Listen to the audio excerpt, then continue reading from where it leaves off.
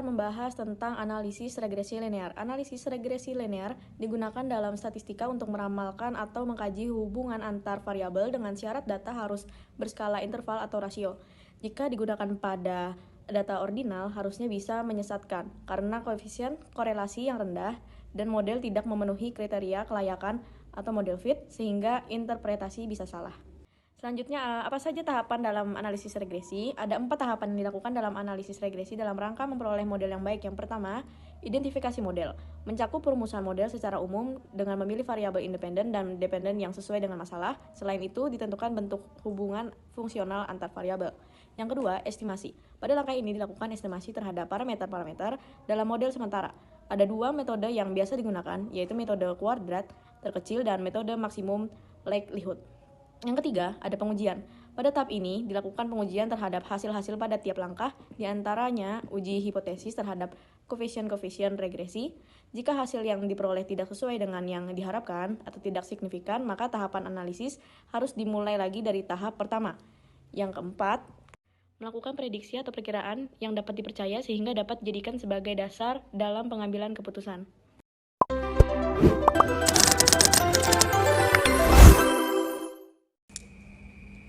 Sebelum masuk ke studi kasus, kita harus tahu apa saja syarat yang harus terpenuhi dalam analisis regresi linear sederhana.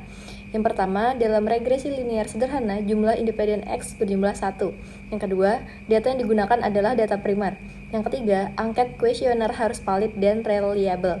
Yang keempat, data harus berdistribusi normal. Pada video ini, studi kasus yang diambil adalah pengaruh pembiayaan model kerja terhadap pendapatan usaha mikro, kecil, dan menengah pada Koperasi Syariah Mitra Niaga.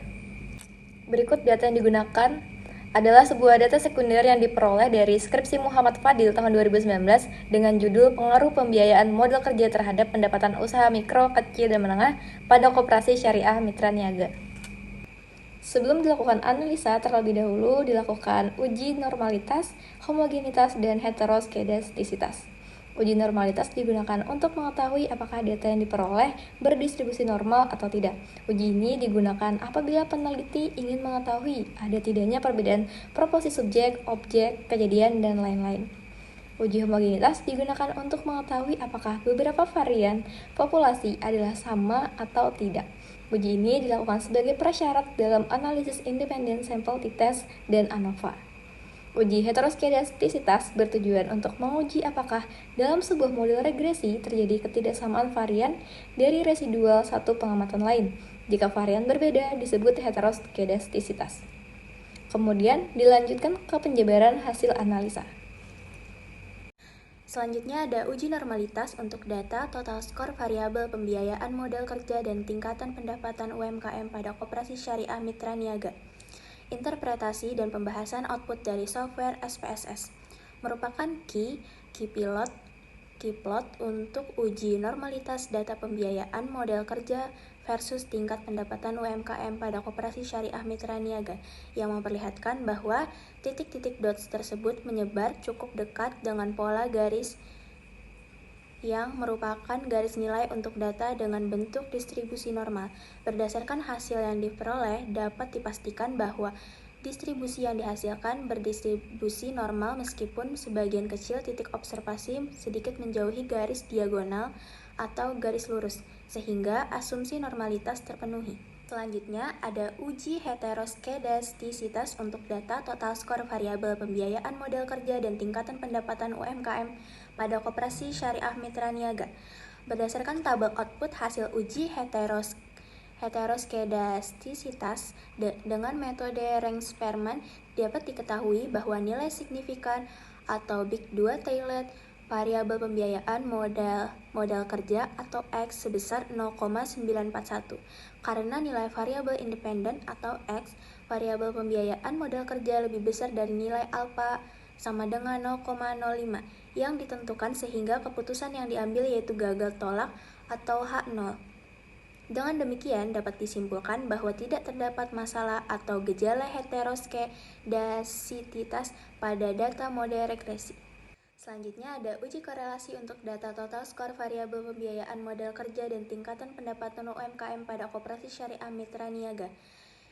Di sini tertera ada tabel korelasinya.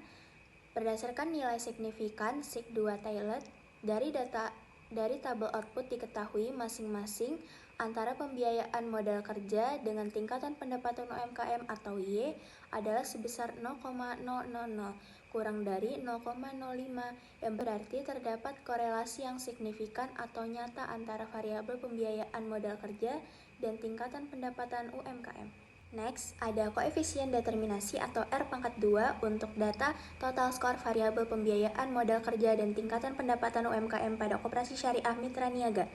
Di sini tertera model sumarinya. Tabelnya berdasarkan tabel output SPSS model sumari di atas diketahui nilai koefisien determinasi atau R² adalah sebesar 0,438. Nilai R² 0,438 berasal dari penguadratan nilai koefisien korelasi atau R, yaitu 0,662 dikali 0,662 sama dengan 0,438. Besarnya angka koefisien atau R2 adalah 0,438 atau sama dengan 43,8%. Angka tersebut mengandung arti bahwa variabel pembiayaan modal kerja berpengaruh terhadap variabel tingkatan pendapatan UMKM sebesar 43,8%. Sedangkan sisanya 100% dikurang 43,8% sama dengan 56,2%, dipengaruhi oleh variabel lain di luar persamaan regresi ini atau variabel yang tidak diteliti. Uji T atau uji parsial untuk data total skor variabel pembiayaan modal kerja dan tingkat pendapatan UMKM pada Koperasi Syariah Mitra Niaga. Bisa kita lihat di sini dengan tabel SPSS-nya koefisien. Lalu kita itu presentasikan karena P value 0,00, maka dapat diambil keputusan yaitu H diterima dan HO ditolak, sehingga dapat diambil kesimpulan bahwa secara parsial pembiayaan modal kerja pengaruh signifikan atau nyata terhadap pendapatan UMKM nilai signifikan lebih kecil dari 0,05. Lanjut di uji F atau uji simultan untuk data total skor variabel pembiayaan modal kerja dan tingkat pendapatan UMKM pada Koperasi Syariah Mitra Niaga. Bisa kita di sini tabel SPSS-nya dan kita interpretasikan karena nilai sigma per P value 0,00 kurang dari 0,005, maka dapat diambil suatu keputusan yaitu H1 diterima dan H0 ditolak, sehingga sesuai dasar pengambilan keputusan dalam uji F dapat diambil kesimpulan bahwa pembiayaan modal kerja berpengaruh signifikan atau nyata secara simultan terhadap pendapatan UMKM. Kesimpulan, analisis data ini menggunakan uji asumsi klasik serta uji korelasi dan regresi linear sederhana, di mana uji asumsi klasik sendiri terbagi menjadi dua, yaitu uji normalitas dan homogenitas atau heteroskedastisitas. Hasil pengujian asumsi klasik yang telah dilakukan menunjukkan bahwa data berdistribusi normal, tidak terjadi gejala heteroskedastisitas, serta data sampel berasal dari populasi dengan variansi yang sama.